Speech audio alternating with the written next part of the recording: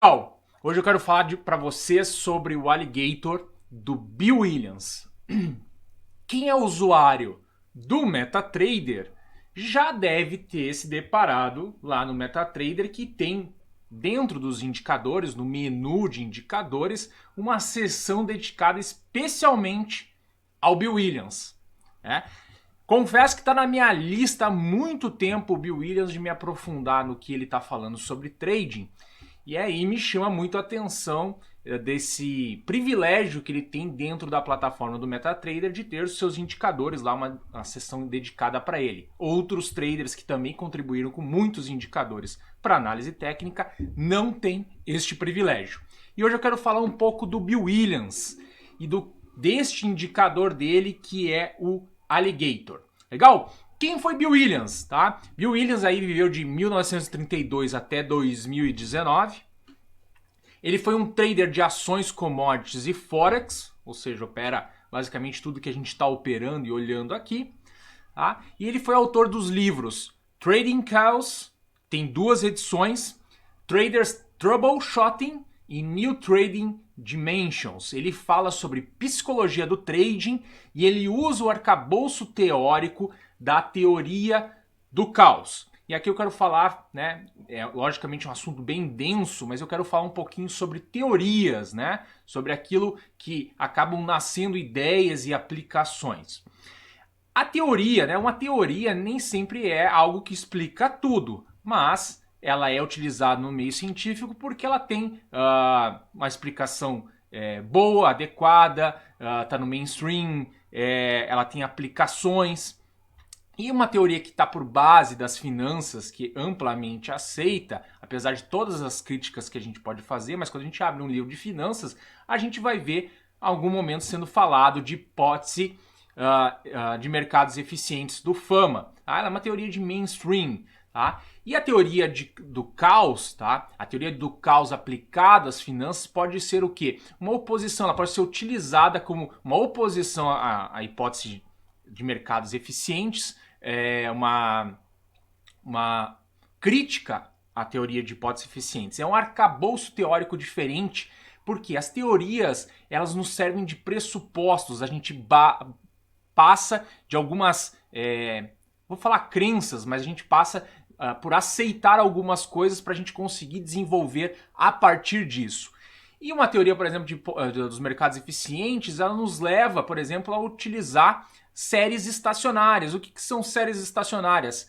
Aquilo que a gente acredita, números que a gente acredita que revertem a média. E quando revertem a média, a gente vai poder utilizar desvio padrão e variância. E aí tem muitas implicações nisso. Por exemplo, os modelos de risco são baseados em média, em desvio padrão e em variância, certo? Se a gente pegar os modelos mais vigentes de risco. Então tem aplicações e isso está lá atrás baseado numa teoria, num arcabouço teórico. E por mais críticas que tenham dos problemas que a gente tem de aplicações disso, né? A gente tem as crises, por exemplo. Por quê? Quando a gente vai para uma série estacionária, a gente está falando de uma distribuição normal, a gente está deixando de considerar, né, o efeito de cauda, né, que ficou tão famoso por Taleb, né, o tail risk, né, que a frequência dele acontecer é mais baixa, mas quando acontece são grandes movimentos. Tá? Então são problemas, todas as teorias têm os seus problemas, tem aquilo que não explica, certo? E a gente precisa saber mais ou menos quais são esses pressupostos e quais são as deficiências de cada teoria. E aí o Bill Williams está utilizando aí a teoria do caos e está muito ligado à teoria do caos aos fractais, a teoria dos fractais, ao Mandelbrot. Tá? Então eu tenho muito curioso, tá muito tempo na minha lista, Bill Williams, ele fica, né, nem sempre ele é tão urgente para eu estar estudando ele, comecei a botar um pezinho nele para falar para vocês hoje, mas eu estou muito curioso aí para entender tudo isso que ele está trazendo da teoria do caos para aplicar no mercado financeiro aí na análise técnica. Legal? Ele criou os indicadores oscilador, né, acelerador de acelerador, o jacaré, que a gente vai falar, que é o alligator, tá? O Awesome Oscillator, tá? Os fractais, é um indicador de fractais, o oscilador Gator e o Market Facilitation Index. Vou falar agora do indicador, o Alligator, que é realmente o assunto de hoje, que é um indicador de seguidor de tendência. Tá? O objetivo desse indicador principal é evitar que a gente negocie em mercados em range. Tá? Eu vou explicar para vocês depois no gráfico, tá? O que seria o range por este indicador. Ele é composto de 3 médias móveis deslocadas à frente. Uma média móvel, tá? É a mandíbula do jacaré, ela é plotada na cor azul. E é uma média móvel suavizada de 13 períodos deslocada 8 barras. Os dentes de jacaré é uma linha vermelha, tá? Média móvel suavizada de 8 períodos deslocada 5 barras, sempre à frente, tá? Deslocada à frente. E os lábios do jacaré, que é a linha verde, que é a mais rápida, é uma média móvel suavizada de 5 períodos deslocada 3 barras à frente. E aqui eu vou fazer um ponto sobre média suavizada. Eu vejo que é muito mais popular a gente usar ou média simples ou média exponencial. E a média exponencial não deixa de ser um método de suavizar as médias, tá? Mas existem outras formas. Esta forma do Alligator é uma média smooth. Tem uma pequena diferença na fórmula. Não vou entrar nos detalhes aqui, eu acho que vale a pena, talvez seja um assunto de abertura, só eu falar de tipos de média e de seus cálculos, mas precisamos fazer essa observação. Não, a média móvel suavizada aqui não é uma média exponencial. Legal? Então vamos olhar aqui o indicador, o que ele nos diz. Tá? Aqui nós temos o gráfico da ação Zoom, tá? Que é uma ação que está aqui no nosso radar, que a gente está falando aqui no Trader Time, tá? Que ela fez um grande movimento na pandemia, corrigiu, parece uma reversão de solavanco, né? A gente tinha um canal, explodiu o canal, voltou e hoje está na linha, né? Mais ou menos ela foi bater lá na linha dos $308, onde ela rompeu o canal, né? Caracterizando praticamente toda a reversão de solavanco. E agora ela parece estar num ponto interessante, né? 61% de FIBO. E será que ela vai continuar caindo ou será que ela vai começar a reagir? E aí a gente pode trazer aqui as 3 médias que formam o Alligator, né? E o que é o Alligator? Quando as médias abrem, quer dizer que a boca do jacaré está aberta, que o jacaré acordou, tá? E é o momento que está entrando tendência, que é o momento de operar.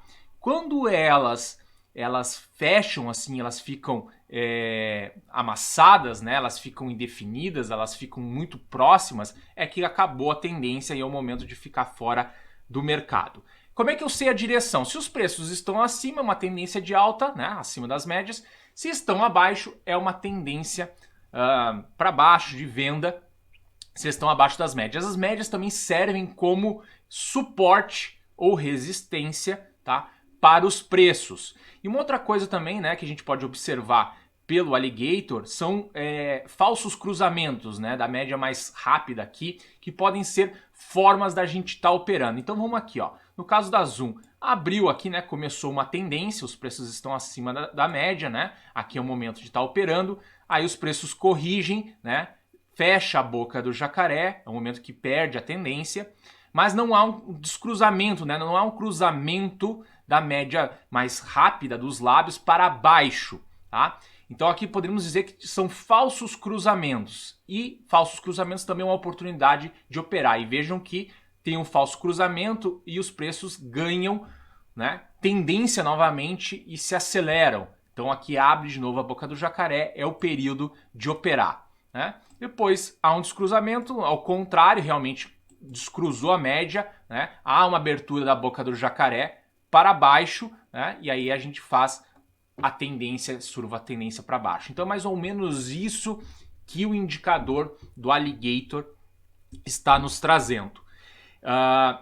Se defende que ele deve ser utilizado também com outros indicadores, e um dos indicadores do próprio Bill Williams é o indicador de fractais, que Alligator e fractais junto trazem uma resposta bastante adequada. E aqui a gente está no momento da Zoom, né? Onde a boca do jacaré está fechada, né? E vamos ver para onde ela vai abrir. Se ela vai abrir, aqui vai ter realmente um cruzamento do lábio, ela volta a abrir para cima, ou se vai abrir para baixo.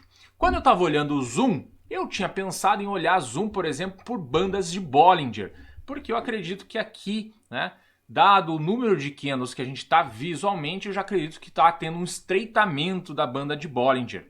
Quando a gente sabe que Bollinger, quando está se estreitando, quando ele abre, entra a tendência, né, e a gente pode surfar isso. Mas aqui o Alligator também nos traz essa sensação, né, de range do mercado, quando o mercado se acomoda, diminui a volatilidade, para o momento que ele começa a se abrir, né, e começa a entrar a tendência. Então a gente pode começar a acompanhar a Zoom, né, já que a gente está trazendo mais um assunto aqui, vamos começar a acompanhar a Zoom pelo Alligator, porque está num ponto de decisão.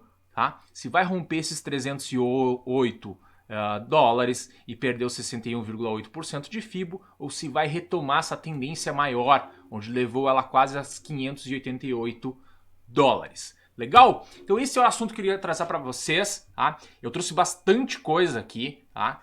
Eu estou falando de teorias, de arcabouços teóricos, eu estou falando de séries estacionárias que convertem a média, que não convertem a média, que são as não estacionárias. Tá? Teoria do caos, né? A teoria do caos, ela acredita, por exemplo, né, que o mercado, que os preços, né, que os dados são governados pela aleatoriedade, tá? É aleatório, tá? Mas o aleatório não é desorganizado, ele é organizado, e é aí que entra os fractais. E o que é um fractal? A gente fala de fractal, o fractal ele está muito ligado, por exemplo, a Fibonacci, tá?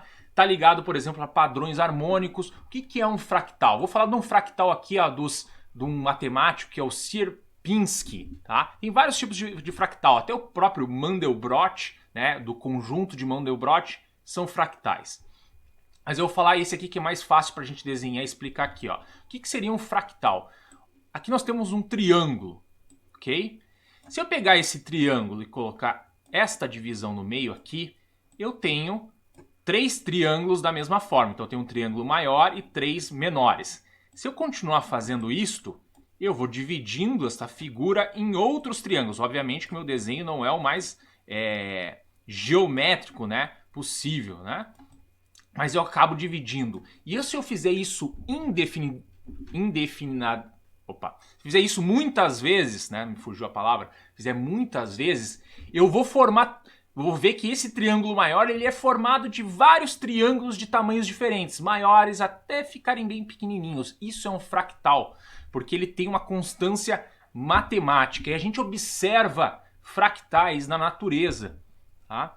Então, por exemplo, uma árvore ela é formada de fractais. Eu não sei para que lado, por exemplo, um galho cresce. Tá? E aí entra a questão da aleatoriedade, né? O aleatório.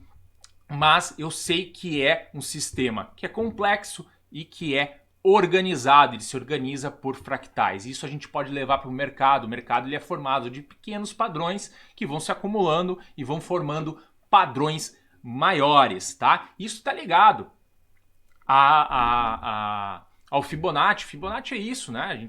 A gente sempre está procurando, por exemplo, em Fibonacci, qual o Fibonacci que está sendo, por exemplo, utilizado no mercado. Funciona 100% das vezes? Não funciona 100% das vezes, mas tem uma aderência muito alta. Então, o mercado, ele acaba, né?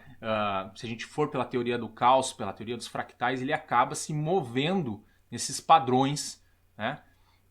Que tem uma razão matemática, uma lógica matemática que responde. Legal?